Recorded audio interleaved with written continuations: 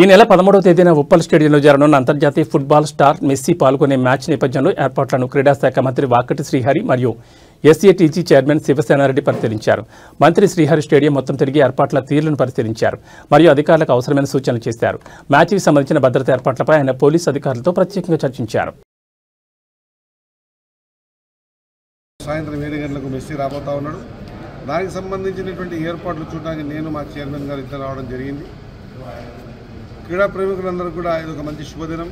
13వ తారీఖు రోజు international player, ప్రపంచంలో కొన్ని కోట్ల అభిమానుల్ని మనసు చూరగొన్నటువంటి ఫుట్బాల్ క్రీడా ప్రేమికుడు, క్రీడాకారుడు మెస్సీ రాబోతా ఉన్నాడు. దానికి సంబంధించిన అన్ని రకాల ఏర్పాట్లు చేశాం. ఖచ్చితంగా ఈ కార్యక్రమాన్ని దిగ్విజయపరచవలసిందిగా నేను క్రీడా ప్రేమికులు కోరుతా ఉన్నా.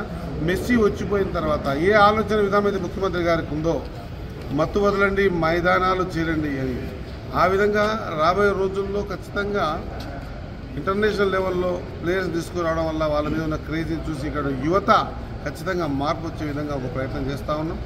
ఒక తెలంగాణలో కూడా మెస్సీని తీసుకెళ్ళగలుగుతారా, అంత పెద్ద ఈవెంట్ చేశారా అనేటువంటి ఒక అద్భుతమైనటువంటి సన్నివేశాన్ని ప్రపంచ దేశాలు చూపించే విధంగా ఈ కార్యక్రమం తీసుకుంటున్నాం. కాబట్టి నేను జయప్రదం చేయవలసిందిగా కోరుతాను. Thank you.